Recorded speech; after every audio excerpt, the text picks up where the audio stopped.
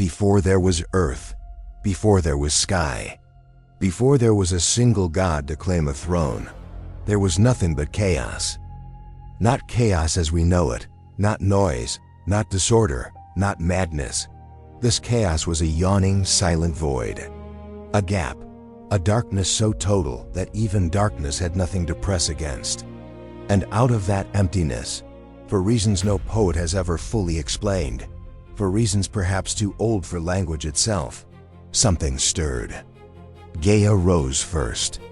The earth herself, vast and solid, spreading her body outward to become the ground beneath every foot that would ever walk.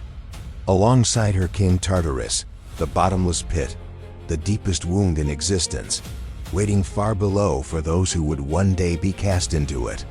And with them came Eros, desire, the force that would pull every future thing in creation toward every other thing. Attraction, longing, the engine that makes gods fall in love, makes mortals reach for one another in the dark, makes even stars burn toward each other across the void. Gaia looked upon her own vastness and she was alone. So she did what only a primordial goddess could do. She created a partner from nothing but her own will.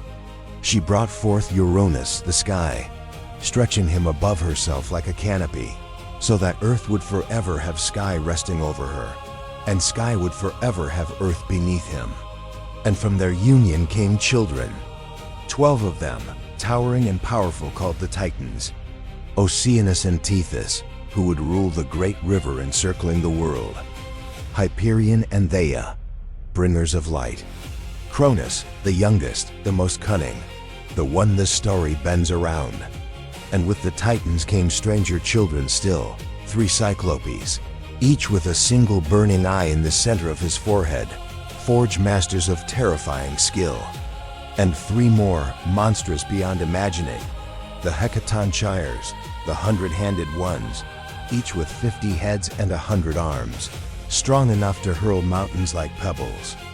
Uranus looked at these last children, the Cyclopes, the 100-handed ones, and he was afraid, not proud, not curious, afraid, and a father's fear, when it curdles, becomes something monstrous of its own.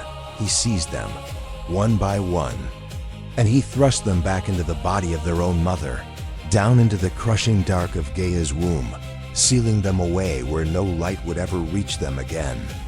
Imagine that agony. Imagine carrying, inside your own body, your own children, screaming, straining, unable to be born, unable to escape, for years, for generations. Gaia's pain became unbearable, a pressure building beneath the surface of the world itself, and something in her, something ancient and patient, finally broke into fury. She gathered flint from her own body, gray stone, hard and sharp, and with her own hands she forged a weapon, a great curved sickle, its edge honed to cut what should never be cut. Then she went to her children, the Titans still free, still walking beneath their father's sky, and she asked them a question that would change the shape of the universe forever. Which of you will punish your father for what he has done? Silence. The Titans, powerful as they were, looked at Uranus, at the sky itself, vast and eternal above them, and they were afraid. All except one. Cronus stepped forward, the youngest, the cleverest, the one who saw an opportunity where his brothers saw only a father too large to challenge. He took the sickle from his mother's hands. That night, Uranus descended, as he always did, to lie with Gaia, spreading himself across her as sky always covers earth. And hidden in the shadows waiting was Cronus, sickle in hand, his mother's fury and his own ambition both burning in his chest. He struck. The wound was catastrophic, a single act of violence that severed sky from earth forever, that ended the age of the first parents and opened the age of their children. Uranus's blood fell in torrents down onto Gaia below, and from where it struck the earth, terrible new beings sprang into existence, the Furies, relentless spirits of vengeance, born screaming from that very violence, destined ever after to pursue anyone who would commit a crime against their own family. And giants rose from that same blood, waiting for a war still to come. And what of the severed flesh itself? Cronus cast it from him out over the world, and it fell into the sea, into the churning foam of the waves. And there, in that foam, something impossible began to gather and take shape. A form rising from the water, more beautiful than anything that had yet existed in the young universe. Aphrodite, born not gently, not softly, but out of violence and severed flesh and salt water, the goddess of love and beauty, arriving in the world through an act of brutal betrayal.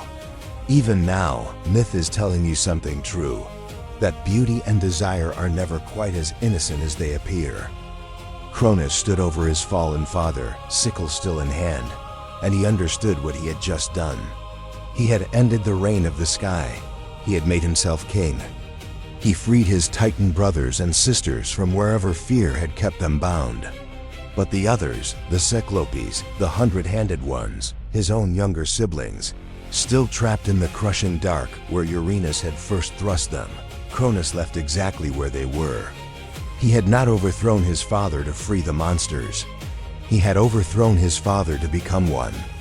Cronus took the throne of the cosmos, and as kings so often do, he took a queen as well, his own sister Rhea, gentle and enduring, goddess of fertility and motherhood. But here is the terrible thing about prophecy in these old stories. It never simply warns you, it taunts you. It dares you to try to escape it, knowing you cannot. Gaia and the dying Uranus, before the end, had given Cronus a warning of his own, the same warning, almost word for word, that had once been given about him. You will be overthrown, Cronus, just as you overthrew your father, and it will be your own child who does it. Cronus heard this prophecy the way every tyrant hears every prophecy, not as wisdom, but as a problem to be solved by force. So when Rhea became pregnant and gave birth to their first child, a girl, Hestia, Cronus did not hesitate. He opened his mouth, and he swallowed his own daughter whole, not killed, not harmed exactly. These were immortal gods, and immortal flesh does not die so easily, but swallowed. Imprisoned inside her own father's body, trapped in darkness, just as the Cyclopes had once been trapped inside Gaia, Rhea bore a second child. Demeter, goddess of harvest and grain, swallowed. A third, Hera, radiant and proud, swallowed. A fourth, Hades, silent and watchful, swallowed.